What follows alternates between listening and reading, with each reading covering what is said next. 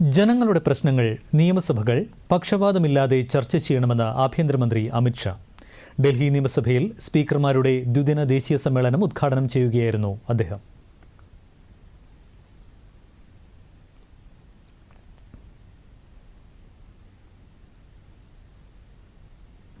जब इस सदन में हम बैठे हैं, हमने ये भी याद रखना चाहिए, इस सदन में भारत के आजादी के आंदोलन के कई गणमान्य वरिष्ठ नेतृत्व ने विधायक नाते अपना योगदान दिया है।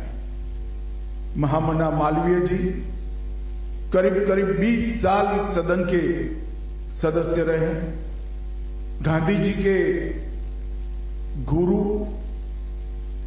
गोपाल कृष्ण गोखले जी, लाल बाल पाल की त्रिपुटी में जिनका महत्वपूर्ण योगदान था, ऐसे लाला लजपत राय, देश बंधु चित्तरंजन दास, कई सारे महानुभावों ने अपने अनेक वक्तव्यों से इस सदन के अंदर देश की जनता की आजादी की उत्कंठता, आजादी के लिए നിയമസഭകളുടെ പ്രവർത്തനം അതത് സഭയുടെ നിയമങ്ങൾക്ക് അനുസൃതമായി നടക്കുന്നുണ്ട് എന്ന് ഓരോ അംഗവും ഉറപ്പാക്കണമെന്ന് അമിത് ഷാ പറഞ്ഞു.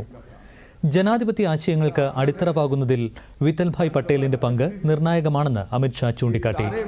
ജനാധിപത്യത്തിൽ നിയമസഭകൾ കേന്ദ്ര ബിന്ദുക്കളാണെന്നും ഇവ ശരിയായി പ്രവർത്തിച്ചില്ലെങ്കിൽ ചോദ്യങ്ങൾ ഉയരുമെന്നും ചടങ്ങിൽ സംബന്ധിച്ച കേന്ദ്രമന്ത്രി കിരൺ റിജിജു പറഞ്ഞു.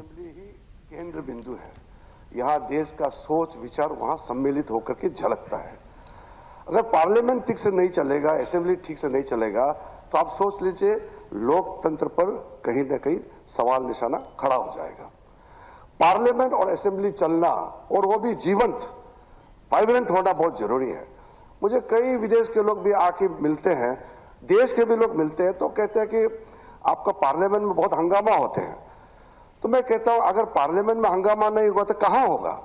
ये डेमोक्रेसी है, हंगामा तो हो गई, अलग अलग विचारधारा के लोग चुन के आते हैं, वो संघर्ष होगा.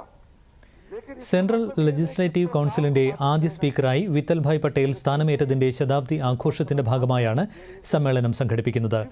29 സംസ്ഥാന നിയമസഭകളുടെ സ്പീക്കർമാരും 6 സംസ്ഥാനങ്ങളിലെ നിയമസഭാ കൗൺസിൽ ചെയർമാൻമാരും വൈസ് ചെയർമാൻമാരും സമ്മേളനത്തിൽ പങ്കെടുക്കുന്നുണ്ട്.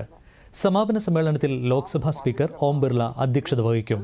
ഇതിന്റെ ഭാഗമായി വിത്തൽഭായ് പട്ടേൽ അനുസ്മരണ തപാൽ സ്റ്റാമ്പ് പുറത്തിറക്കുമെന്നും ഡൽഹി നിയമസഭാ സ്പീക്കർ വിജേന്ദർ ഗുപ്ത അറിയിച്ചു.